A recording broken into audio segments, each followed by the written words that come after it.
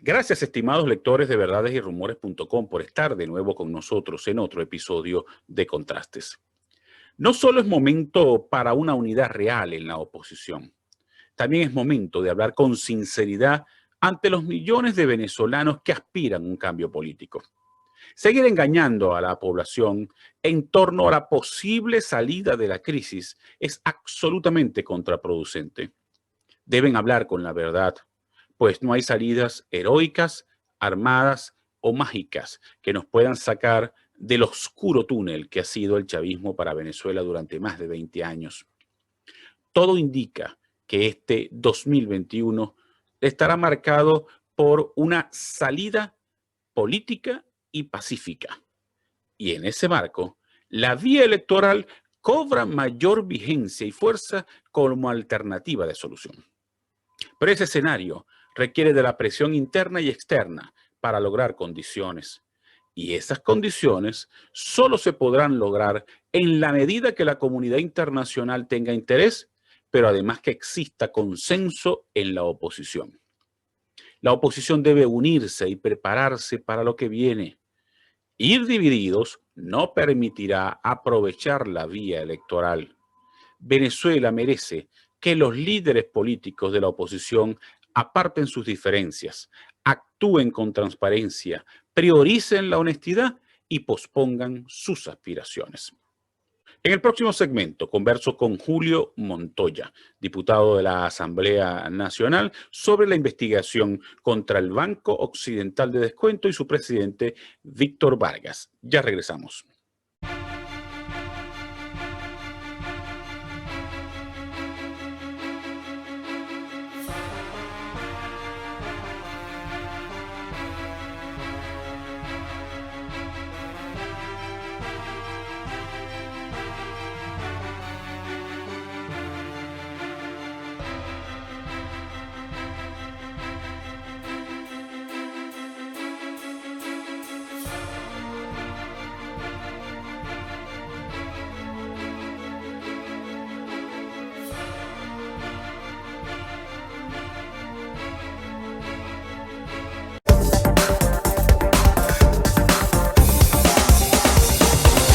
Estimados amigos de Contrastes, hoy converso con Julio Montoya, diputado de la Asamblea Nacional electa en el año 2015, integrante de la Comisión de Contraloría y quien además ha llevado la batuta en una investigación por la estafa cometida por el Banco Occidental de Descuento. De hecho, el pasado 24 de julio del año 2020 pudimos estrenar en este espacio un programa con Julio donde dio todos los detalles de la estafa que fue orquestada desde el Banco Occidental de Descuento, supuestamente por Víctor Vargas, presidente del BOD.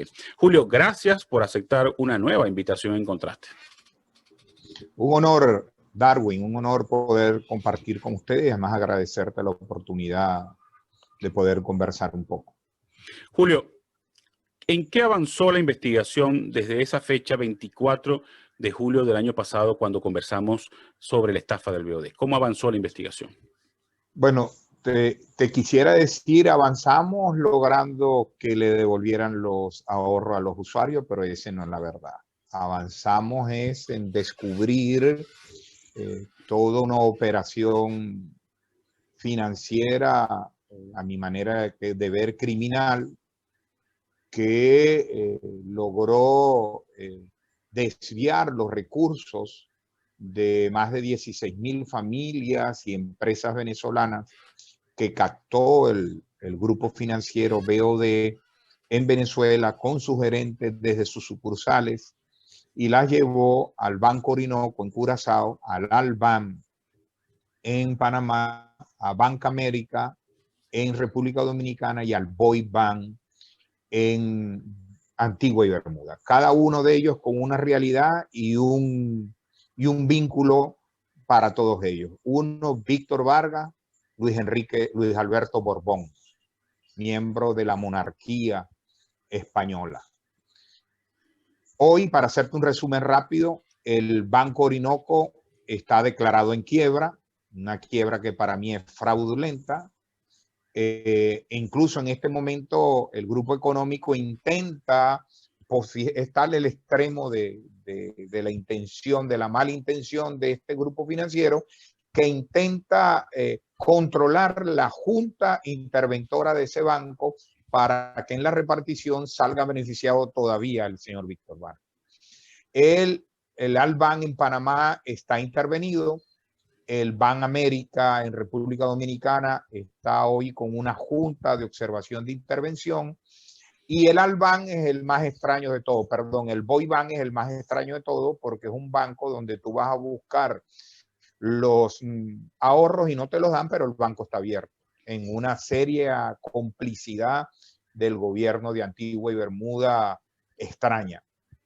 Esta situación se ha descubierto que el señor Vargas utilizó cerca de 8 empresas, de las cuales una vez que captaba al usuario, las pasaba de empresa a empresa, de ahí a Emiratos Árabes Unidos, Luxemburgo, Suiza, hasta intentar desaparecer el dinero.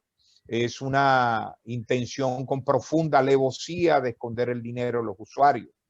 Él además utilizó esos bancos para mover dinero de empresas que en Venezuela generaron grandes hechos de corrupción, como Odebrecht y Andrade Gutiérrez.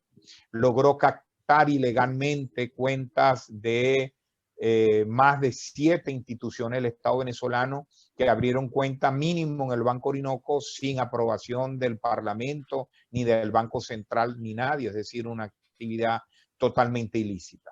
Y hoy estamos en una situación dramática porque una vez que empezamos a investigar, que es un elemento importante que debes saber tú y a partir de ti, miles venezolanos, descubrimos que el grupo financiero BOD no existe. O sea, desde el punto de vista legal no es una empresa, sino en palabras de ellos mismos es una figura de marketing comercial. No existe. Yo voy a demandar al grupo financiero BOD, eso no existe. ¿Y qué es lo que existe entonces, Julio? Existe el Banco el Banco Occidental de Descuento. Pero cuando tú te pones a ver, todo ellos lo hacen a través del grupo financiero BOD. Esa cosa no existe y Sudeban permitió que ellos operaran en Venezuela con esa figura, captaran con esa figura, pero si yo voy a demandar al grupo financiero BOD, eso no lo vas a encontrar en ningún lado. Eso sencillamente no existe. O sea, se vio que fue estructurada toda una operación que a mi manera de ver, yo sé que al señor Víctor Vargas no le gusta el término, pero es el término internacional en materia de esto, es una actividad criminal, una actividad que empezó con profunda alevosía, que engañaron a la gente con sus sucursales, con su banco, a un supuesto grupo financiero que es una marca, según, ojo, te voy a hacer llegar el documento, según la asesora legal del BOD que dice que ellos son BOD, pero el grupo financiero no existe. O sea, si el grupo financiero no existe, imagino que tampoco existe una estructura jurídica que soporte los bancos que estaban en el interior, el de Curazao, el de República Dominicana, el de Panamá y el de Antigua y Barbuda. Tampoco existe, me imagino. Bueno, lo que nosotros sabemos es que ellos montaron todos esos bancos para llevarse el dinero de los venezolanos, de contratistas venezolanos, de militares venezolanos, de corruptos venezolanos que les sirvieron de una profunda lavadora. Pero en el medio de ello quedaron los 16,000 usuarios. También compró mucho bono PDVSA, bono Venezuela, tiene de todo tipo de bonos, esos bancos llenos de bonos en este momento, por supuesto. Pero lo más extraño de todo esto es que cuando tú lees el documento del Alban, el Alban dice que sus garantías y sus recursos están en el Banco Orinoco de Curazao. Cuando lees el de Curazao, dicen que sus recursos y sus garantías están en el Alban de Panamá. Cuando vas al Banco América y preguntas, y de hecho está escrito, también te lo voy a hacer llegar para que lo tengas, documentos donde dicen ellos que los recursos de Banco América están en el Banco Orinoco. Y ahora están intentando, bajo un chantaje operacional, convenciendo a los usuarios del Banco Orinoco a que firmen un documento donde traspasan todas sus deudas al banco Boyban, para una razón sencilla, para cuando repartan lo poco que han encontrado En Banco América se las repartan en los que quedan, es decir, ellos mismos, y los usuarios queden envainados. Pero si tú eres un usuario, Darwin Chávez, le debe el Boy Bank, haces el esfuerzo y vas a Antigua y Bermuda y llegas a la taquilla y dices, mira, yo quiero retirar $4,000, el banco te dice, no puedes. No puedes. El banco está abierto, funciona, pero tú no puedes sacar tus recursos del Boy Bank. O sea, pero también gasta dinero. Si yo voy a depositar, lo aceptan. Sí, claro, bien pendejo eres, por cierto.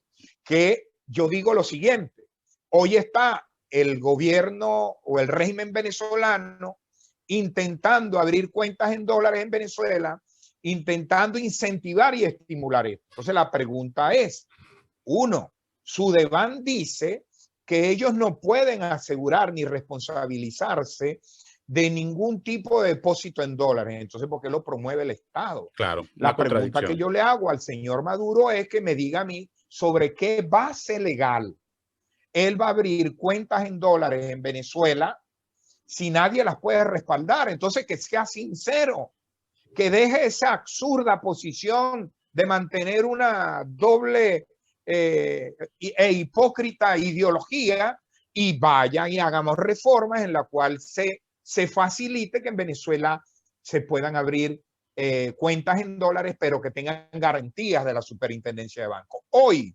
quien se atreva a abrir una cuenta en dólares en Venezuela bajo el estamento legal que hoy tenemos, no tiene garantías de nada. Si algo sirve el caso del BOD es que, bueno, entonces devuélvanle la plata a la gente, no se la devuelven porque no hay garantía en el Estado. Sudeban permitió eso y ahora no se hace responsable de eso. Ahora, Julio, ¿cuál es el futuro de estos 16,000 estafados del BOD?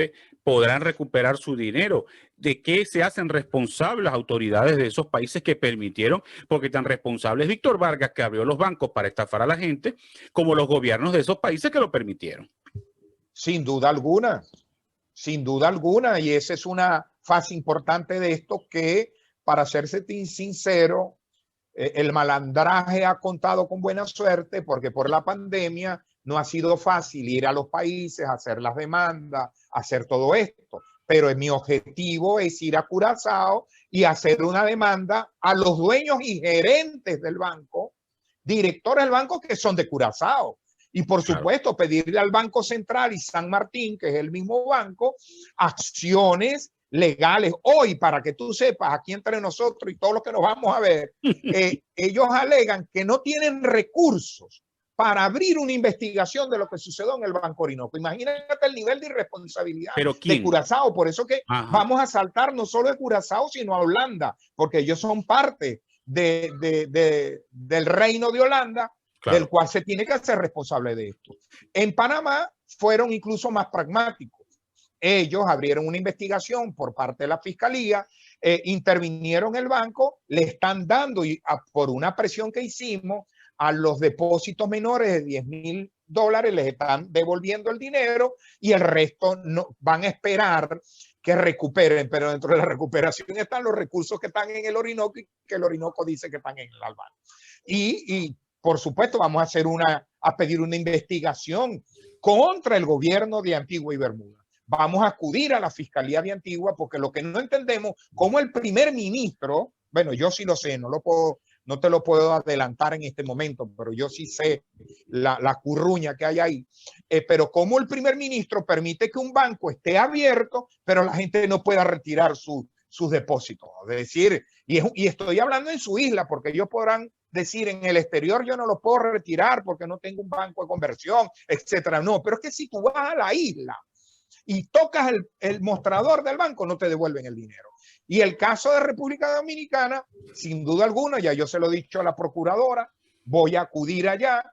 Ese banco va a reventar hoy, mañana o pasado porque sencillamente no tiene garantizado ninguno de sus depósitos. Mientras tanto, el señor Víctor Vargas vive en República Dominicana cómodamente en una casa que compró entre $30 millones a través de 5 empresas al señor Cisneros. Él vive ahí tranquilo mientras 16,000 familias están muriendo de cáncer, de tristeza, porque lo más lamentable, Darwin, es que estamos hablando mayoritariamente de personas de la tercera edad. que agarraron sus ahorros y los metieron, dijeron, vamos a meter la cosa aquí porque aquí tenemos segura nuestra vejez. Y ahora hay homicidio culposo. Técnicamente es homicidio culposo lo que está haciendo el Banco Occidental de Descuento. Ahora, a personajes como Víctor Vargas solo les dolería una acción internacional, por ejemplo, una sanción de Estados Unidos que le anule su visa, le despoje de sus propiedades en Estados Unidos. ¿Eso es posible? ¿Es factible que ocurra algún tipo de sanción contra Víctor Vargas que lo obligue a devolver el dinero? Hemos ido construyendo. Nos reunimos con la Embajada de Estados Unidos en Panamá. Un conjunto de acciones que se están haciendo. Nos reunimos con la Embajada de Estados Unidos en República Dominicana. Un conjunto de acciones que se están haciendo. En los próximos días lo haré con el embajador de la Embajada Virtual de Venezuela que opera desde Bogotá para un conjunto de acciones.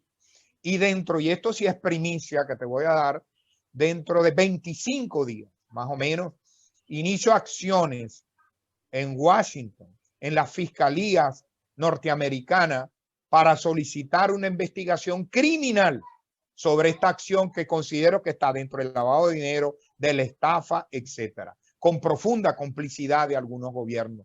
Y ahí tenemos un conjunto de acciones que me va a acompañar el abogado Alejandro Rebolledo, que tú lo conoces, claro. Especialista en lavado de dinero, magistrado del TCJ en el asilo, aunque él ya no está ahí por su propia decisión. Y en conjunto vamos a ir un grupo a atender esta terrible situación, porque esto no es que alguien se quedó con una plata, es que son 16,000 hogares de Venezuela que hoy están, bueno, en una situación bien difícil, y entre ellos algunas empresas que han quebrado productos de estos tipos. Julio, nos queda un minuto del primer segmento. Te quiero preguntar, pero no podía dejar de hacerlo. ¿Todavía existen presiones en la Asamblea Nacional 2015 para dejar tranquilo a Víctor Vargas? Yo creo que es peor. ¿Por qué es peor? Cuéntame. No te lo guardes. Bueno, porque yo creo que peleamos y luchamos porque se formara una comisión. Siempre se dilataron por algunos factores que cada vez los tengo más claros. Te invito a que veas la relación de Víctor Vargas con algunas personas, averigua quién es su esposa, sus hijos, su cosa, con quién es compadre, de quién es familia de la esposa, etcétera. Y ahí vas a empezar a armar y te vas a empezar a encontrar por qué se dilataron cosas. Y después ves sus relaciones de amistades, sus propiedades, y empiezas a ver, pero tenemos una comisión que la hicimos, pero bueno, ahora entró una delegada políticamente. Y una pregunta, ¿esa comisión que se designó para este caso funcionó? ¿Los diputados designados actuaron? Funcionamos, le dimos cosas, pero no llegamos a la interpelación ni a una conclusión. Esa comisión técnicamente hoy no existe, o sea, lograron el objetivo, sin duda. Una pregunta corta para una respuesta corta. ¿Hay complicidad de un sector de la oposición a favor de Víctor Vargas? Sí. Julio, al regreso quiero que conversemos sobre la corrupción en el gobierno interino, que es un tema que preocupa a tu partido, Primero Justicia, pero también a los periodistas y medios de comunicación que hacemos periodismo independiente. Ya regresamos.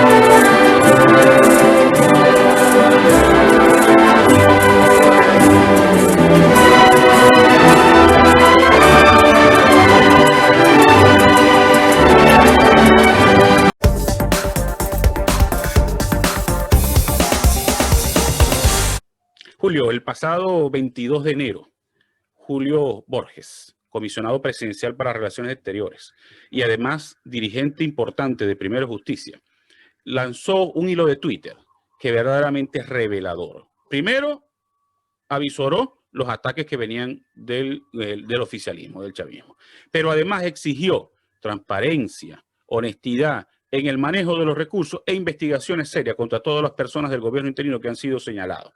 Ahora bien, días antes tú hiciste algo similar.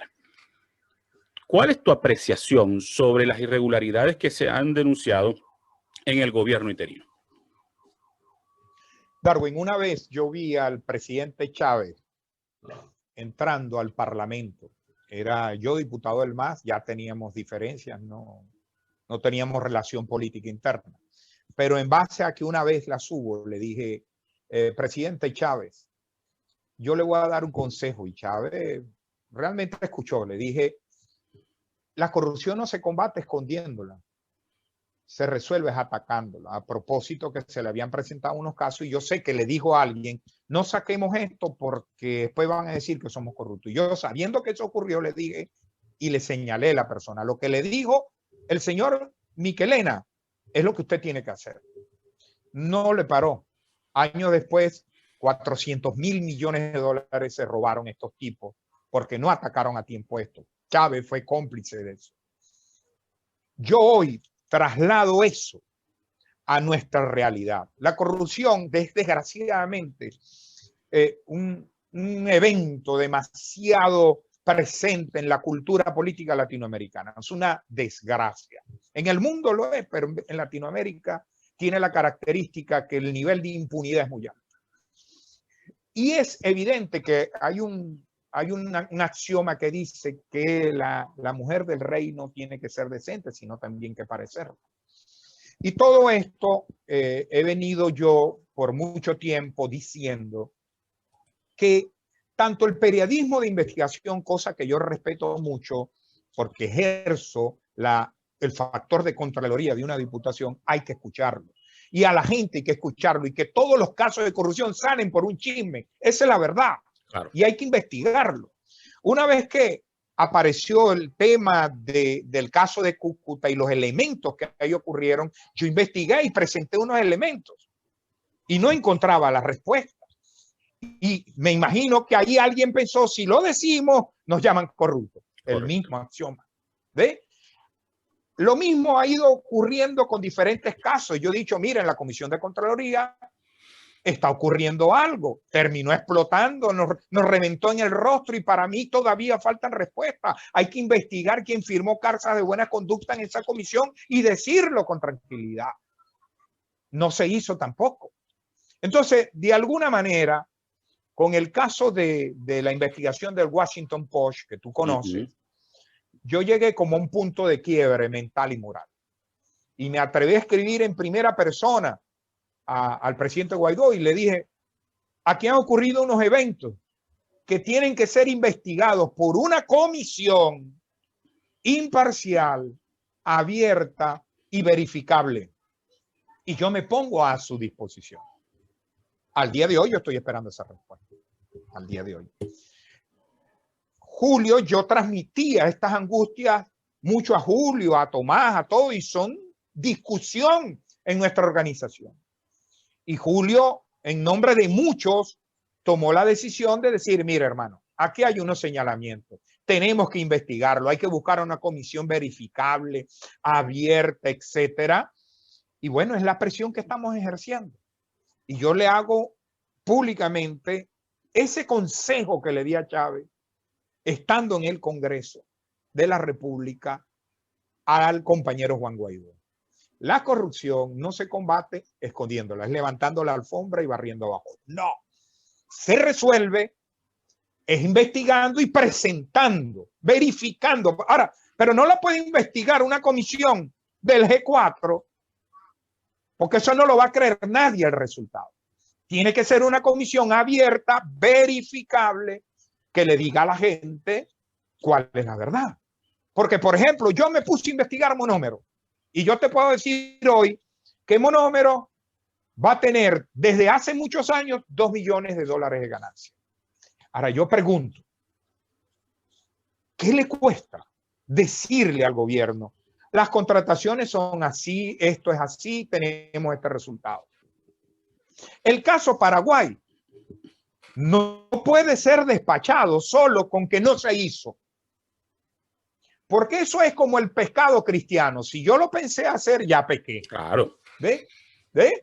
En el caso de Panamá, hay que investigar si alguien en nombre del gobierno de transición estaba montando esa negociación, que no la concretó. Ese no es el problema. Y si lo hubiera concretado. Es correcto. Fíjate que en relación con ese caso, ¿no? Tú mencionaste el caso, la investigación del Washington Post, que reúne no solamente el caso de Paraguay, sino el intento, ¿verdad?, de, no sé si llamarlo extorsión, a los empresarios que habían logrado el contrato para la recuperación de activos. En ambos casos aparece un personaje llamado Javier Troconi. Y en otro de los casos aparece un sujeto llamado Fernando Blasi. Contra ellos no se ha levantado ni siquiera una duda en el gobierno interino. ¿Por qué tanta protección? La Comisión de Contraloría, que te voy a hacer llegar ese informe, generó un informe sobre ese caso y lo aprobó. Se elevó a la Junta Directiva. No sabemos el destino de eso. ¿Y cuál era la conclusión más importante de ese informe, Julio? Que había responsabilidad política de lo que tú estás diciendo, que es lo que podemos hacer nosotros. Claro. Que la había. Ahora, yo lo que no entiendo es por qué no lo aprobó la Junta Directiva y la plenaria y se lo mostró al mundo. Es que yo creo que hay que decir así la cosa. Pero por ese eso informe ni siquiera se discutió en plenaria. No, se aprobó en la Comisión de Contraloría. Y fue a plenaria y nunca se discutió. Fueron en estos momentos de ya terminar gestión, etcétera. Evidentemente que pudo ser eso, pero personalmente no estoy convencido de que fue por eso. No puede ser. Eso es un grado de complicidad ya evidente. Porque además recordemos que la comisión que investigó a los diputados alacraneados nunca terminó su trabajo. Esa comisión la presidió Edgar Zambrano y nunca no hay un informe sobre los diputados que firmaron cartas de buena conducta y las irregularidades en la Comisión de Contraloría. Nosotros desde la Comisión de Contraloría, presidida por el diputado Prat, muchas veces aprobamos exhortos a que eso se aprobara rápidamente y no tuvimos respuesta. Nos desconocemos la razón. Yo prefiero que se las preguntes a Edgar y a quienes estaban allí, cosa que también solicitó el diputado Borges por escrito en un Twitter, pidiéndole que sacaran el informe que tenían que sacar. Hay muchas cosas que la historia, yo te voy a ser sincero, quizás voy a decir una barbaridad pública. Dígala. Yo he sido parlamentario desde los 28 años, tenía pelos. 30 años después sin pelo y con muchos periodos en el Parlamento, te voy a decir algo. El último Parlamento cometió el error histórico antidemocrático de que el G4 controlaba hasta las intervenciones y eso fue un error muy grave que históricamente tendrá que discutirse. No puede ser que eso lo haga un parlamento. El parlamento necesita ir más allá, o sea, yo no puedo controlarlo todo. Eso es antidemocrático. Y evidentemente sé que fue anulada su acción política por la dictadura al calificar el desacato de manera ilegal, al quitar los diputados amazonas, la 2/3 parte. Todo eso es verdad. Todo eso es verdad. Pero entonces había que transformar el Parlamento en un organismo político de presión pública sobre las barbaridades del régimen. Yo creo que eso no se hizo a plenitud. Y yo creo que el país, y yo si fuera, y le recomiendo a mis colegas, cada quien rinda un informe de qué hice en ese tiempo que estuve ahí. No pude lograr objetivos porque no me permitió la dictadura. Ok, pero ¿cuáles fueron mis iniciativas? Claro. Y yo creo que ese debate hay que darlo, eso es sincero al país. Y parte de eso es que dejamos muchas nubes en un cielo que lo que quería era claridad. Yo creo que el tema de Derwish no fue bien atendido, bien atacado, bien construido. Y ahí está Alejandro Betancourt, compró el grupo Dakar en Senegal. ¿Quiénes son sus socios? Ahí está Agostino también. Señor Convid, no vive en un castillo llamado Aladín allá en Toledo, en España. La complicidad del Estado español a la corrupción venezolana es impresionante. Hablo del Estado, ojo, no digo que es de Iglesia y del PSOE, porque es que esos tipos estaban también cuando el Partido Popular. Hablo es que España se convirtió en una especie de protectorado de la corrupción. Para eso debió haber una acción política. Claro. Es lo que yo me digo, es la acción política. Lo que hay que hacer, hay que agotar todo para poder lograr el objetivo. Y vuelvo para no evadirte la pregunta, porque no lo hago. La denuncia del Washington Post, hay que investigarla. Sin solidaridad automática ni condena automática, así lo dije yo. Pero hay que permitir una comisión donde entren periodistas, donde entre gente y que la conclusión diga, mira, no fueron los del 4, fueron toda esta gente. Pero si no la hacemos, hermano, si no la hacemos, estamos haciendo lo que le dijo Chávez a Michelena, que yo sé lo que ocurrió en esa reunión, porque yo fui el que le di a Michelena esos casos de corrupción. Y la decisión de Chávez fue, no lo saquemos ahora, no le digamos nada porque dicen que mi gobierno es corrupto. Yo temo que si en estas cosas, en la Venezuela que aspiro, que quiero, que deseo, si nosotros hacemos lo mismo, los resultados van a ser los mismos. Es correcto. ¿Okay? Desafortunadamente, Julio. Y además, desafortunadamente, el tiempo se nos agotó. Julio, gracias de nuevo por haber aceptado la invitación, por toda la información que pudiste aportar, no solamente del tema BOD, sino también de la corrupción en el gobierno interino. Muchísimas gracias, Julio. Un abrazo, hermano. Dios te bendiga.